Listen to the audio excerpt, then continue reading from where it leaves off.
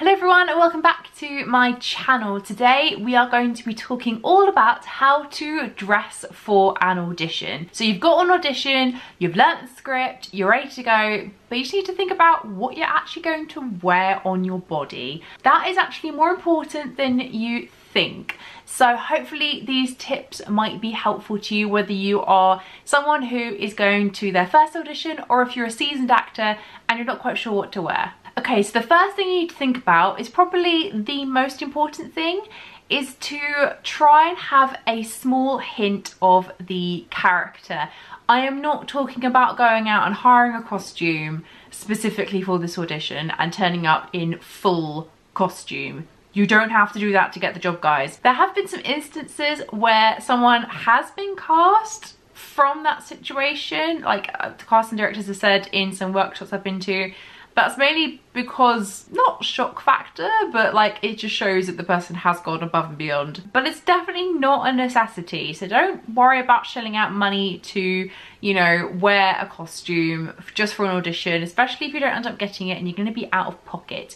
The idea is to have a hint of the character, okay? So think about whether it's a period piece, for example. If it's a period piece, maybe think about wearing a shirt or a blouse or a dress that sort of hints towards the era that you are going for. Again, don't go full on into the era, just have something that hints towards it.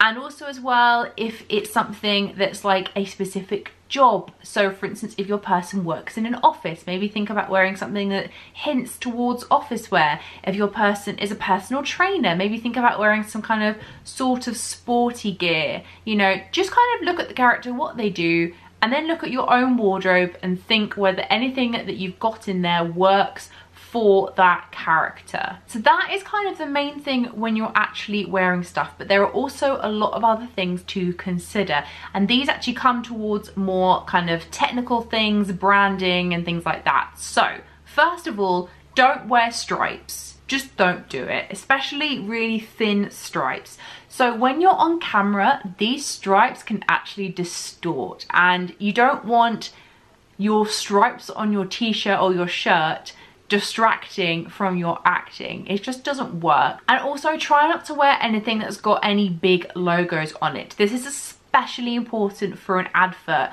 Don't turn up wearing, I don't know, a Adidas t-shirt when you're going for a Nike commercial. Just don't do it. It's just going against everything that you're wanting to do for getting the role by wearing a competitor's t-shirt. Just don't do it.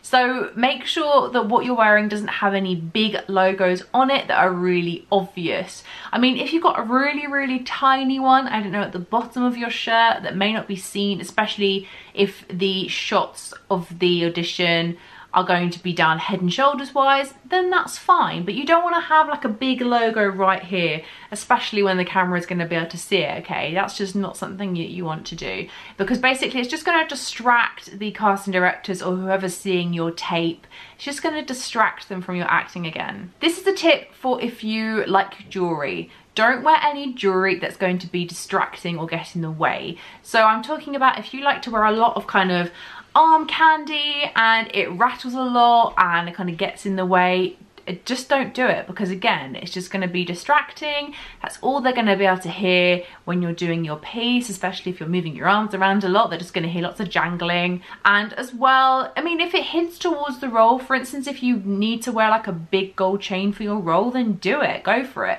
But as long as it's not too distracting from the role and from the scene. If it hints towards the scene, then great. If it doesn't, don't wear it. This is something kind of that I've learned from experience. Try not to wear anything that's too high-necked.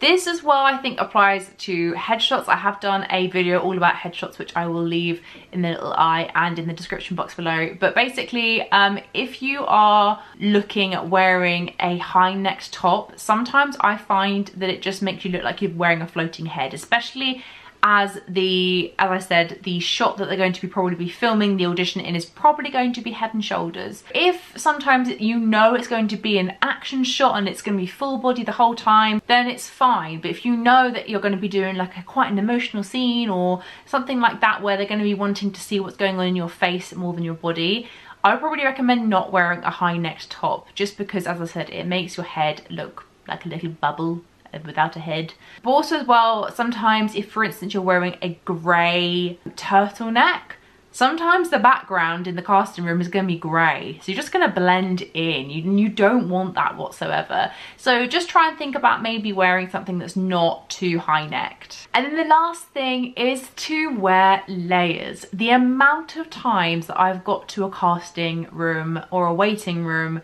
and it has been absolutely boiling and I'm wearing a jumper and the t-shirt underneath is not appropriate for the role. I've been there, done that. Think about bringing layers with you. If you think that it might be quite warm in the room, if you're, for instance, auditioning for something in the winter and it's been really cold outside and you have got like a big jumper, just make sure that if inside the waiting room or in the casting room, it is really hot, make sure whatever you're wearing underneath is also suitable for the character, for the role. Do you know what I mean? So just be prepared for any sort of instance. And the same sort of thing if it's really hot outside, if it's been summer and you walk into the casting room and the casting suite and the air conditioning is on full blast, then just make sure that you have got something that you can put on to keep you warm, but again also hints towards the role. So it's just about being kind of prepared for any temperature. So just make sure that you are bringing that sort of thing.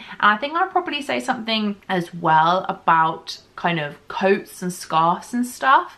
You know, if you're in a rush, especially coming bustling into the waiting room, apologies flying everywhere, and you know, trying to think, oh gosh, I've only got a minute before I need to go in and I've got all this layers on, you know, just try and think about that. You know, maybe if you are running late, try and take some layers off as you are, you know, walking to the casting suite. Just so that when you can get in the room, you can be like, okay, if they need me to go in now, I'm sorry I'm late, I'm ready, I just need to take my coat off and that's it. It just means that there's, you know, less things to faff about as well.